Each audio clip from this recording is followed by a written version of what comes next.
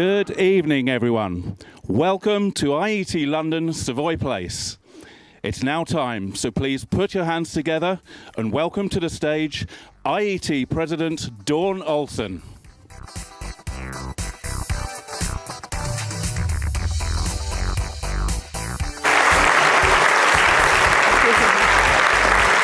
Thank you.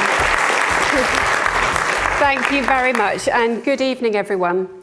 I feel humbled and honoured to be here as your new president, taking the mantle from Sir Warren East, whose leadership has set the bar very high. Humbled by the people who have gone before me and by the task ahead, and honoured to be trusted with your ideas, your plans, and the future of the IET for the next year. We're entering a period where engineering and technology are not only shaping what's next, but deciding what's possible. That's why I believe the IET's role and the role of our members and volunteers is more important now than ever. 20 years ago, I was selected with 3 others to deliver the IET Faraday Lecture. In my speeches, I always talk about that moment because it was such a pivotal point in my career. We had amazing training and the standard was incredibly high.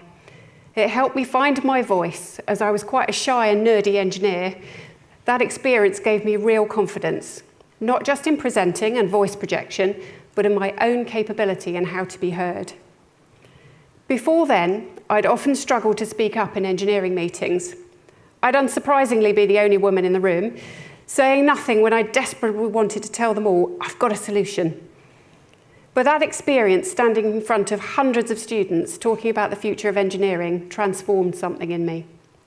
And now, 2 decades later, I'm stepping onto this stage again, but this time as your president. We are living in a time of profound and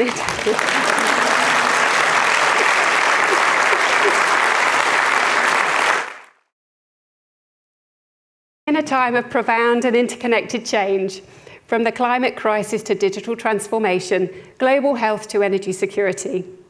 These are not abstract issues, they are real, urgent, and demand solutions grounded in science, technology, and human ingenuity. That's why engineering has never been more important, and why being part of the IET right now truly matters. We are the IET, and we inspire, inform, and influence the global engineering community to engineer a better world. In a world full of noise and uncertainty, we share knowledge that helps make better sense of the world to solve the challenges that matter. Whether it's shaping policy, advancing innovation, or mentoring the next generation, we are uniquely placed to champion engineering and its power to improve lives. As a membership body of over 157,000 people and around 7,000 active volunteers, we're not just watching the world change, we're helping shape what comes next. I'm incredibly proud to be part of the IET, and it's important to pause and celebrate what we're achieving together. In July, the all-girls team Real Tech Bots from Bracknell won the first LEGO League International Open in Florida, outperforming 96 teams across 11 countries. Their solar-powered, low-cost pH sensor tackled ocean water pollution and demonstrated that girls as young as 9 can confidently belong in STEM.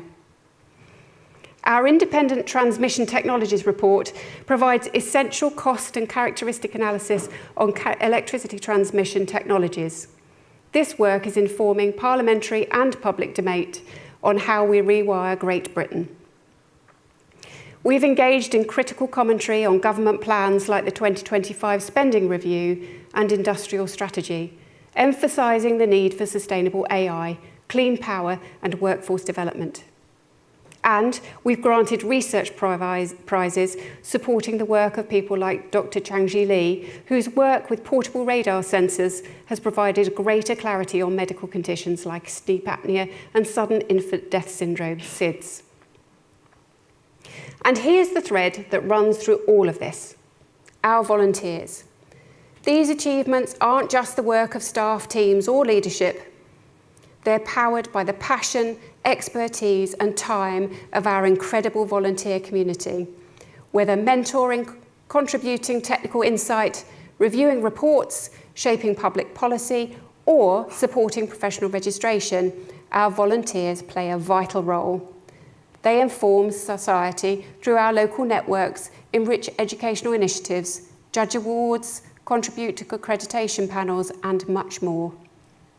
Volunteers are at the heart of everything the IET delivers, and their contributions across every corner of the organisation are what truly makes us thrive.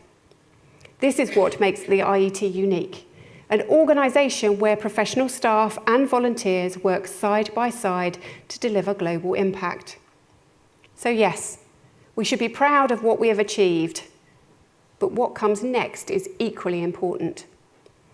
Our world is accelerating, and we as engineers and technologists are needed not just to respond, but to anticipate, to lead.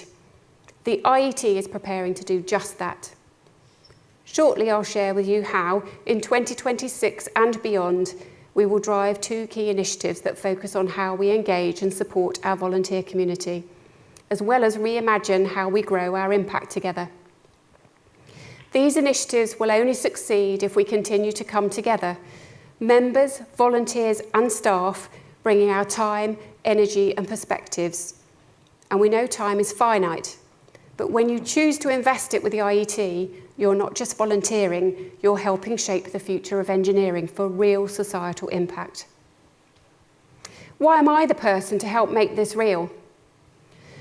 Because I believe deeply in the IET's mission, seen firsthand by the transformations we've already enabled. I understand our strengths, our challenges, and the power of collective action. I'd like to share a bit of my journey to becoming an engineer. Like many women in engineering, my first real exposure came through my dad. He was an aircraft engineer and a huge influence. I've always had a natural pull towards maths and physics. In fact, this is my A-level maths class. I struggled with subjects that didn't have a clear right or wrong answer. That's what drew me to STEM. You knew where you stood. I took electronics and computer studies alongside physics and maths at school. There were hardly any girls in those classes, and I wasn't one of the popular ones. I was nearly 6 foot tall, played euphonium in the local brass band, and was horrifically unsporty. So I was not destined to be popular anyway. So I just focused on what I was good at. I didn't have great aspirations to go to university, but a moment that completely changed that was a Women in Physics Day at University College London. Standing in a room full of women who love STEM was a real wow moment. It made me think, maybe this is where I belong. I became the first in my family to go to university, and from not intending to go to university, I earned a place at Oxford to study engineering and computer science. This was only possible through sponsorship from Racal Avionics, for which I'm eternally grateful. It was there that I started to understand how engineering could connect with purpose. In my 3rd year, in partnership with the John Radcliffe Hospital in Oxford, I worked on neural networks analysing neonatal EEGs. That's electroencephalograms, which is a method to measure and record the electrical activity of the brain, helping to detect potential health or developmental issues in premature babies. In my 4th year, I used AI to analyse mammograms, identifying striations in milk ducts, which can be an indication of the earliest stage of breast cancer. That work lit something in me. It showed me that engineering isn't just about solving technical problems. It can change lives. From that point on, I didn't just want to be an engineer. I wanted to be an engineer who makes a difference. So what kind of engineer am I? As an undergraduate, I worked on everything from wiring looms for helicopters to writing software for a satellite communication system. On graduating, I started as a hardware engineer, then as the demand changed in Racal, I became a software engineer, and finally a systems engineer, which is where I found my true calling. Systems engineering sits across and underneath everything. It's about how all the pieces fit together, and it's just how my brain works, all the time. I've worked on many things I'm proud of, not all of which I can share, but the common thread is that they all impacted someone. The software I wrote for the search and rescue patterns for the Sea King helicopter helped crews locate and rescue people from the sea, and that sticks with you. I've never been afraid of a challenge. I even moved to France for a role working on flight management systems for helicopters without speaking the language, and that was definitely an adventure. After nearly 30 years of working for Racal, which became Thales, I left to wield my strengths elsewhere in the defence industry. But these days, what makes me proudest isn't the technology, it's the people I've helped along the way, the colleagues I've mentored, the people I've nudged, quite hard in some cases, into opportunities they might not have seen for themselves. That's where the impact lasts, and I happily stalk them all on LinkedIn. I'm currently Vice President of Engineering at Ultra Cyber, and now, from today, President of the IET.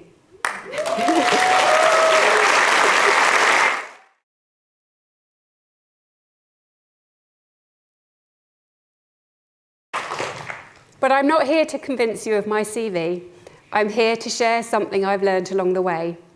Volunteering changes you. This role, President of the IET, is a volunteer role, and throughout my career, it's the volunteer roles that have pushed me the hardest, stretched me the most, and opened the biggest doors. I often joke that if anyone tells me that I can make a difference, I'm like putty in their hands and will say yes to almost any role they would like me to fulfill. I'm honoured and excited to step into this role, and I believe more than ever that it's our volunteers who power the IET. That's why, even with all the places you could choose to give your time, I believe the IET offers something unique. Whether you're an early career engineer or a seasoned professional, there's a way to contribute that fits your life. Some roles are just a few hours a month, fully remote, no prior experience needed. Others draw on deep expertise and offer global reach. It's flexible, it's meaningful, and it truly makes a difference. As we look to the future of volunteering within the organisation, I'm proud to announce that we're embarking on an exciting new chapter. As I teased earlier, we are beginning the journey towards achieving the Investing in Volunteers accreditation, a gold standard in volunteer management. This respected framework will serve as the foundation for our volunteer transformation programme over the coming years. It's more than a certification, it's a commitment to excellence, to listening, and to ensuring every volunteer feels supported, empowered, and valued. In line with this commitment, I'm also delighted to share that we'll be hosting a volunteer conference in 2026. This event, recently approved by our trustees and executive team, will be a key milestone in our transformation journey. While the format and location are still being finalised, our goal is clear: to connect with as many of our volunteers as possible, across regions, roles and time zones, whether in person or online. This conference will be a celebration of our shared purpose and a collaborative space to shape the future together, guided by the principles of the Investing in Volunteers framework. If we're going to have the impact I know we're capable of, we need to do it together. I believe in the brilliance of this community, and over the next year, I plan to make volunteers out of every single one of you. I can say that with full confidence that I wouldn't be standing here as the President of the IET if it weren't for the opportunities I have had through volunteering. Volunteering is often seen as a way of giving your time, your energy, your expertise, but we sometimes overlook what it gives back. Not just to the organisation, but to you, the volunteer. It's not only about what you can do for volunteering, but what volunteering can do for you. Throughout my career, volunteering has profoundly shaped me. It's given me confidence, connection, and perspective that I wouldn't have gained in any other way. Take my time with the IET's Professional Development Operations Committee. That work changed the way I approach challenges in my professional roles. At one point in my career, I was the right-hand woman to Marco Ehrman, the Senior Vice President of Engineering at Thales. Based in Thales HQ in Paris, he led a technical organisation of around 50,000 people across more than 20 countries. Marco was looking for someone to lead on skills and capability development and technical career progression. Someone who was fundamentally an engineer, but who could also understand and implement strategy across HR and organisational development. Oh, and could speak fluent French. I had all the right ingredients, but it was my volunteering experience that made me the right person for the role. I understood graduate development, professional registration and workforce progression, and more than anything, I had the confidence to take it on and would be heard. And as you can see from this picture of the Thales Innovation Awards, I was no longer afraid to stand out. That's what volunteering gives you, experience beyond your job description. I kept volunteering even in that senior role. I was still the one going out to schools, running STEM outreach, building marshmallow and spaghetti towers with students, whatever it took to inspire the next generation. If you're a woman in engineering, you'll know what I mean. We need you to go. You're our one woman in engineering. So you go, you advocate for the company, for engineering, and for young people who need to see themselves in the profession. In my current role, I sit on the senior executive team and I'm exposed to finance, HR, and operations, so I see how the business runs. But many of my colleagues on the IET Board of Trustees don't get that exposure in their day jobs. Volunteering gives you that. It gives you insight into how organisations work. And when you're looking to move roles, you've got all these extra experiences in your toolkit. Over time, my volunteering evolved. I found myself moving from delivering activities to helping strengthen the systems that keep our volunteer pipeline running.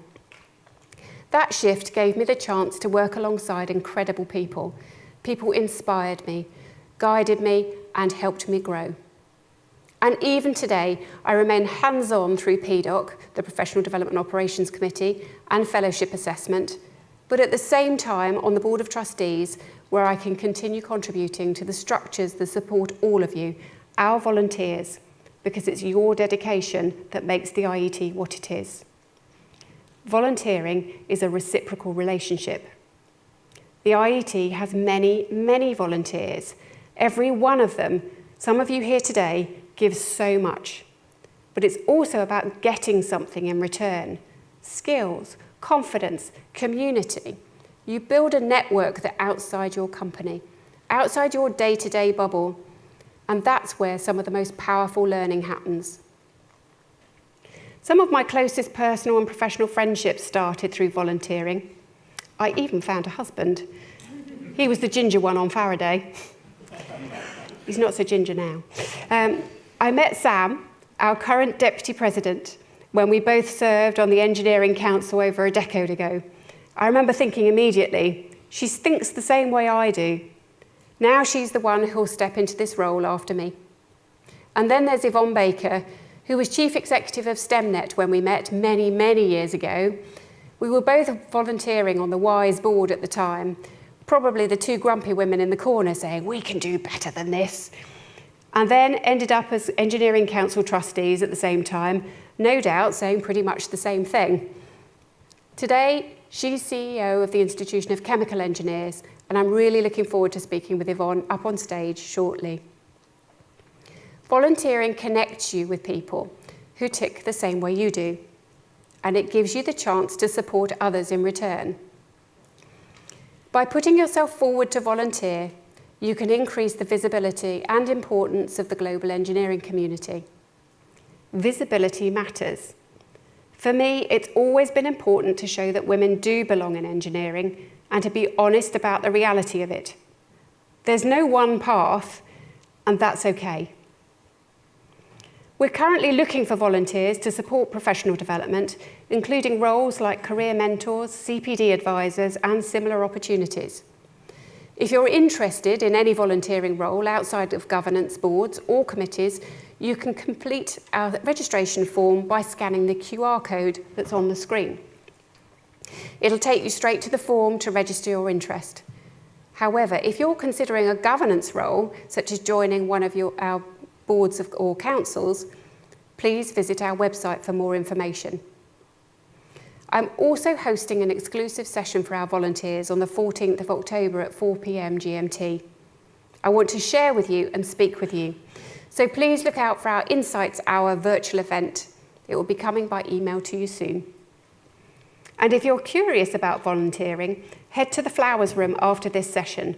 Our volunteer team will be there to chat about how you can get involved. There are so many ways to contribute, and absolutely nothing to lose. And if after a few months you realise it's not for you, that's fine. Try something else. There's no rule that says once you've said yes, you're committed forever. So to give you even more inspiration, it's now my absolute pleasure to introduce someone who's not only a highly respected leader in STEM education, but also a very good friend of mine. Yvonne Baker is a long-standing champion of volunteering, and her impact through STEM learning, STEMnet, and now the IChemE has been truly inspiring. She's also an honorary fellow of the IET in recognition of her outstanding contributions to engineering and education. Yvonne's passion for connecting young people with STEM careers is something I deeply admire. I really could introduce Yvonne for hours, but let's get to it. Please join me in welcoming to the stage Yvonne Baker.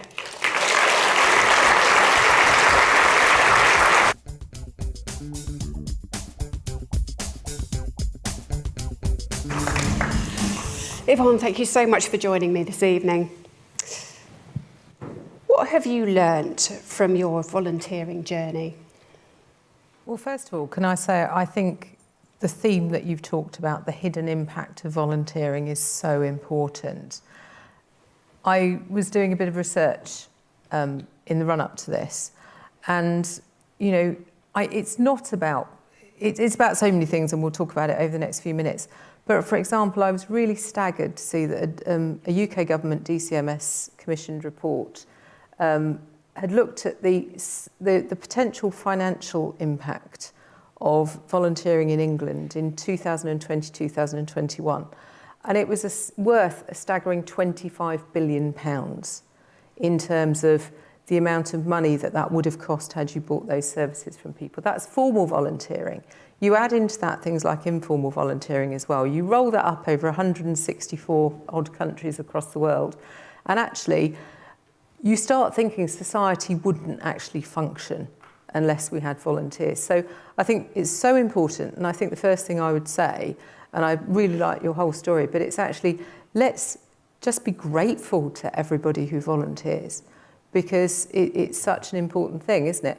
Absolutely. I mean, I started volunteering back in the 1990s. Slightly, oddly, now that I work for IChemE as an IChemE member.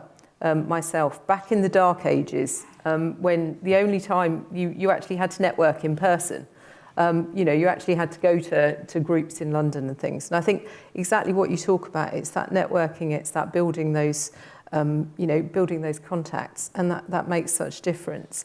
And I think it's, what the IET is doing is absolutely right. There's so many more ways to build those networks now, but it's still based on volunteering. For me, then, the biggest part of my volunteering journey, apart from institutions, the IET, I had the pleasure of being invited to sit on the Education and Skills Committee panel for some time, and also sort of obviously working with IChemE. But the biggest part of my volunteering journey is something that I'm sure many people in this room and virtually are involved in, which is school governance.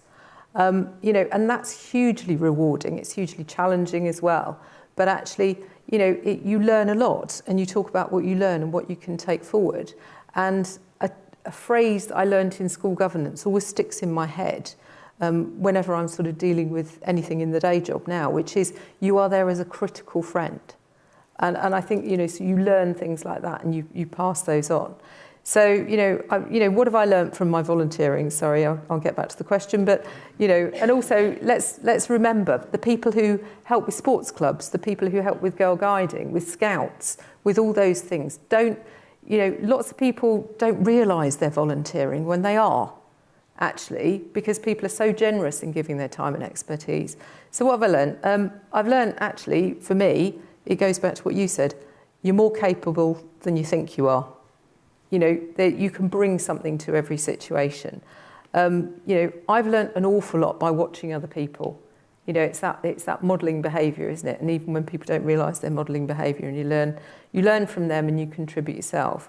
And also the other one I have learnt is, particularly with the schools work, if you can keep the attention of a group of school children, particularly those of about 13, 14 years of age, you can do anything, to be perfectly honest, because they will tell you when when it's not working. And I think it's that thing about, as you said, soaking it all in. It's all part of your learning journey. It's all part of, what you can get from it. And there is absolutely nothing wrong with thinking, what can you get from volunteering too? And I think that's one of the things you want to really get across. Yeah, absolutely. And can you think about what sort of skills that you've learnt in your journey? All kinds of things. Confidence. I've volunteered with alongside on a school governance, a school governing body with a fantastic chair. This lady is absolutely amazing, but her powers of persuasion were quite staggering.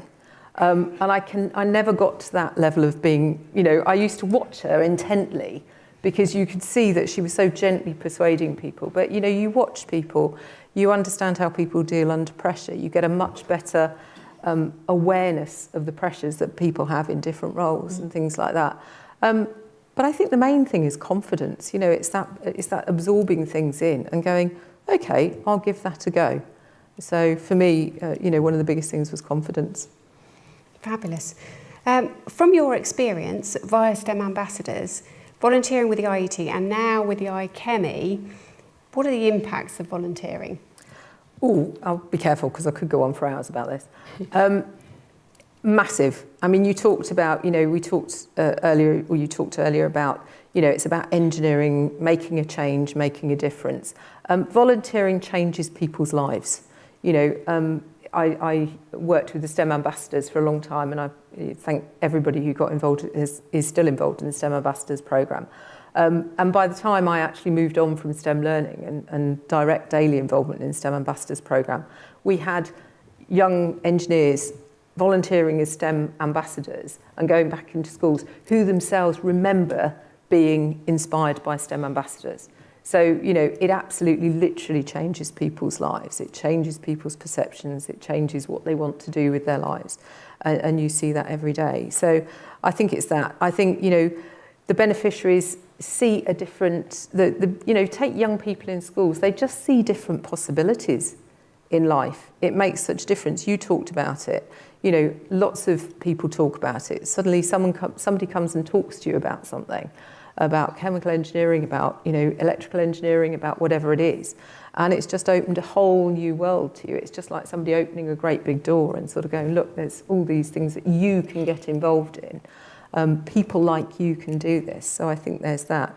And I think also it's, with people, with organisations like the IET, volunteering, for example, mentoring young engineers, or actually reverse mentoring, younger engineers actually mentoring older engineers, can just really make such a difference, such a totally different perspective.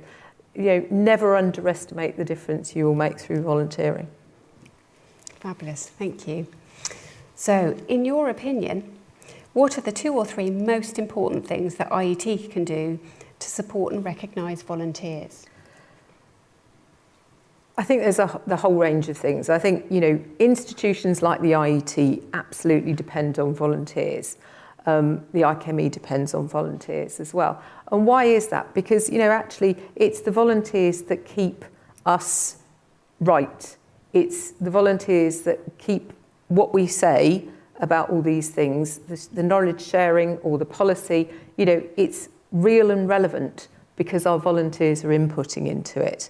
We also get a huge range of perspectives, a huge range of expertise, which I think one of the things that is never talked about with volunteering is it's the sheer generosity that people give their time with. The sheer sort of, it is literally that, it's generosity. People give enormous amounts of time. I see, the volunteers, particularly in the professional institutions, and, they give time to trustee boards, they give time to public events, they give time to input to policy, they give time to school events, and I think we need to recognise that. So I think there's also things for the institutions. We have to be aware that volunteers are exactly what it says on the tin. They are volunteers. So actually, how do we make it really easy for people to volunteer? Yes, we need to do some of the things like induction training and appropriate safeguarding and things like that. But how do we not make it a chore? How do we actually make it as simple as it can? And then when people are giving their time, use it wisely, use it really wisely, because we also want people who are, everybody's busy with their real lives. Let's face it, if you've got a busy job, you've got a family, you've got other interests, how do we make it simple for people? I think also there's something that we need to be better at as well, and it goes back to the theme that you're talking about, is how do we help people recognise the positive impacts on themselves as well? The CPD, I've said over the years that most of my CPD, even as an engineer, has been through my volunteering. It's actually been the skills I've learnt through that. And how do we help people recognise those impacts and actually see that benefit for themselves? Fabulous, thank you. And finally, what advice would you give to somebody thinking about volunteering? Frankly, just do it. Please step forward. Never think. I know, I was talking to somebody earlier this evening, about the imposter syndrome. It's very easy to get a bad case of the imposter syndrome. Oh, I couldn't possibly do that because people, oh, look, they're very experienced, da, da, da. Well, everybody has to start somewhere. And actually, there is a role for everybody. So, and everybody has something to give. And do what works for you. Do it fit in with your life. Again, I go back to volunteering is exactly what it says. It's volunteering, and do what works for you.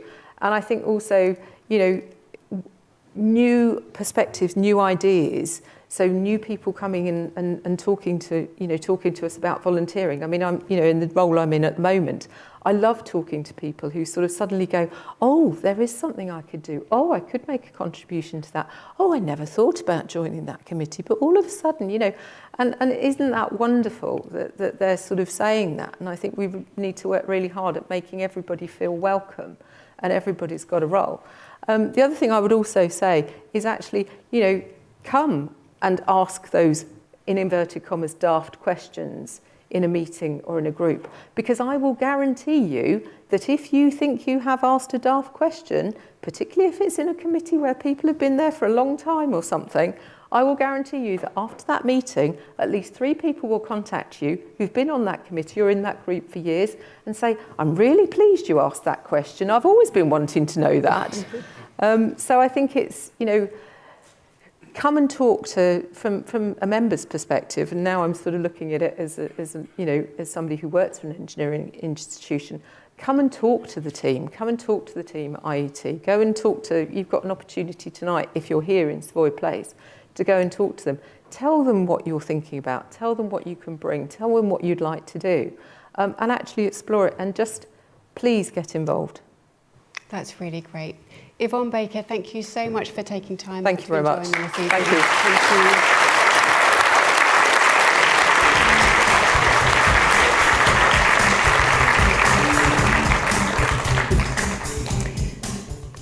And now I'm delighted to welcome our next guest, Annie Feng, who is going to turn the table and put me in the hot seat for your questions. Annie recently retired as an IET Board of Trustee member and currently co-chairs our Digital Futures Policy Centre, helping shape the future of engineering through inclusive and forward-thinking policy. Over the years, I've had the privilege of working alongside Annie on several key committees and working parties, including the Volunteer Engagement Board, Finance and Investment Committee, Audit and Risk Committee, Nominations and Succession Committee, KYC Working Group, Governance Working Group, and I'm sure I must have missed something. Annie has spent over 14 years driving change and is recognised as a technical authority on inclusive digital projects, particularly in healthcare, in communities in the UK, Africa, Peru, and Canada. Her work continues to inspire us all. So please join me in welcoming Annie Feng.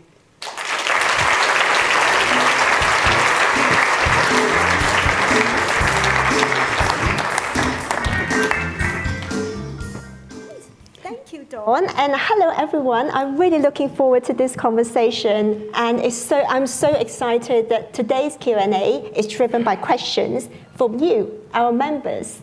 And it's such a fantastic opportunity, not just to hear from Dawn as our president, but also as someone with a really deep and personal commitment to volunteering. Thank you to everyone who submitted your questions. I got them here. So let's dive in. Dawn, in your speech, you mentioned about your previous and your current employers. Do you believe that the companies that you have worked for have appreciated your volunteering role and what they involved? How might we sell volunteering to our organizations? So that is actually a really good question.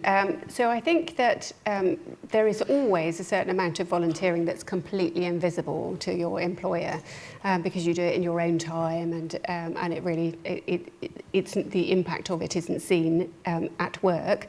Obviously, there are always some people who will know exactly how much energy and effort that you're putting in. But then there are other things that you do. If I take the Faraday lecture, for example, I mean, that was a huge commitment from Thales. I ultimately had 3 months out of the job. And whilst it was great for Thales because it was truly in line with their corporate social responsibility, everything that they wanted to do in terms of inspiring the next generation of engineers, I don't think they quite bargained for how much I got out of it, and I came back a completely different person. So I think that speaks to then how we should be selling this to employers, because it's truly a way of doing professional development for your employees in a way that you can't do in the workplace. There are so many more opportunities that you can get externally. And to build on that a little bit more as well, we have a really fantastic question here. In what ways has IET institutionalized volunteering as part of professional development, so it is also recognized as a catalyst for leadership, which you have mentioned, collaboration and ethical practices? Well, actually, so I would split that into two, actually. So I think for sort of more early career, we have a very thriving young professionals network.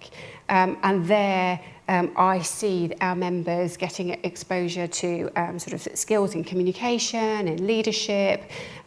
So if you're looking towards becoming professionally registered, then you look at UK Spec and all the competencies in, your C competencies and your D competencies, around communication leadership, and then E, which is the ethics. So all of that is really it's grounded in that work that network does. But then I think also for those of us who are further on in our career, I mean, Yvonne mentioned CPD. So as engineers, we all should be doing CPD.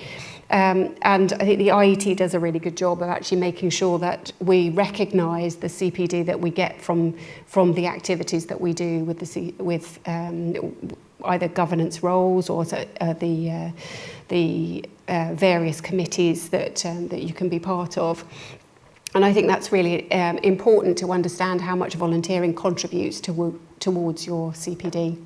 And we have such a diverse range of volunteering role available at the IET as well. How do we choose? How do we pick the time? So here's a question. Where do you think IET volunteers can add the most value with their contributions of time?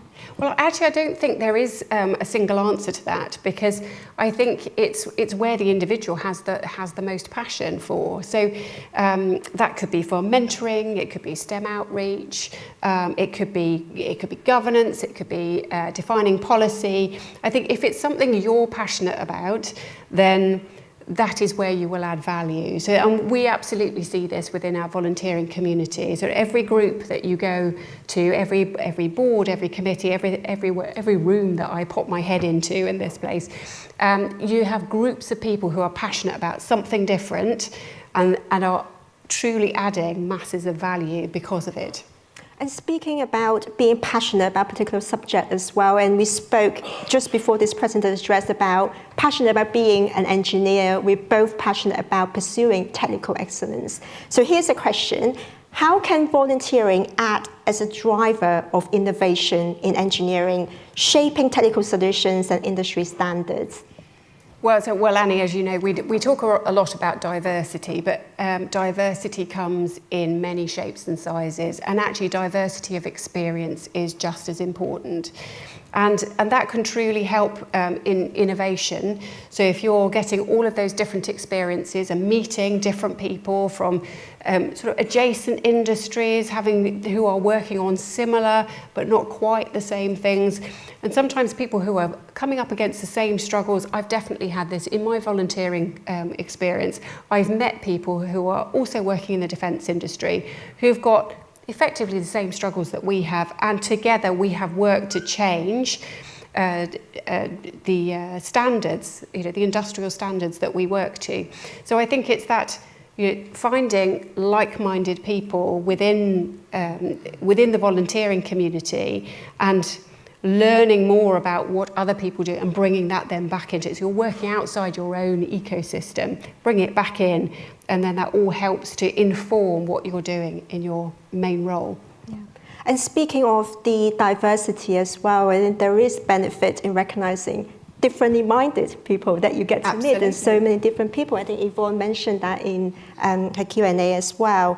And I think there is also something about volunteering playing a role in helping engineers to upskills and share knowledge in rapidly changing fields. And when you see people working on different things in different fields. Absolutely. And final question, if you could sum up your IET journey so far in one word, what would it be and why? Sorry, I bring in two questions in the final question. In one word.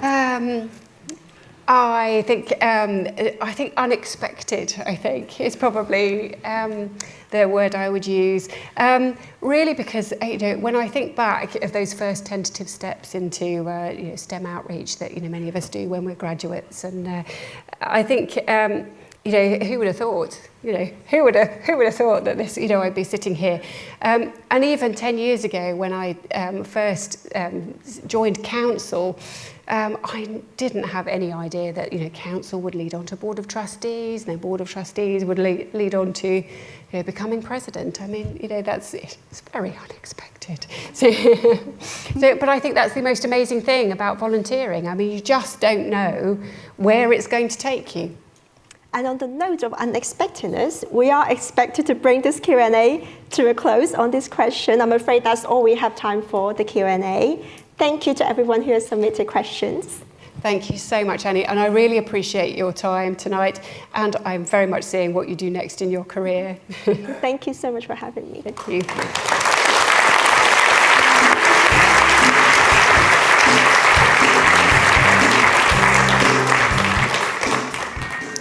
As you can probably tell, volunteering is something I feel very passionate about. I could go on, but before I close, I want to bring us back to why we're here. As individuals, each of us has a part to play as we grow and use our engineering and technical skills. But as members of the IET, we are part of something bigger, something future-facing. We're not just reacting to the world, we're shaping it. And that makes now an especially important time to step forward, to get involved and to contribute. I am here to serve this community of incredible people over the next year. We are just ordinary people. I'm a mum, a friend, a wife, a volunteer and an engineer. But we can achieve extraordinary things. I want to remind us of some of the IET's core values, which both inspire and ground me as I step into this new role. We are reminded to respect everyone and to value each other's contributions. This isn't a competition. We are all needed. Every one of you has a place here in the IET. We're also challenged to recognise the power of collaboration. Talented individuals working together as staff, volunteers, members and partners. That is how we'll meet the challenges of the future. So here's my personal invitation. Share your ideas with me. Challenge me. Join me. Just don't tell me I can make a difference, because if you do, I might just stay for 10 years instead of 1. Before I close, I'd like to take a moment to acknowledge and thank the key people who have made this possible. Peter Bonfield, it is fundamentally all his fault. He kept saying I could make a real difference if I was on council, if I was a trustee. My mentors at Racal, Martin Hogg and Paul Brook, all those years ago who started and supported my journey with the IET. My husband and our children who put up with me doing IET stuff in the evenings, at weekends, and on holiday. And of course, Ultra for employing me despite knowing this was coming. I'd also like to acknowledge our special guests, Yvonne Baker and Annie Feng. It has been great to share the stage with you tonight, with people who share my passion for engineering. And whilst I know that he is sorry not to be here this evening, I'd like to sincerely thank our outgoing President, Sir Warren East, for his service, vision and dedication. And I would like to thank all of you for being here tonight. I am honoured to walk this next chapter with you, and I look forward to working with you and harnessing everything that the IET represents today and tomorrow to engineer a better world. Thank you.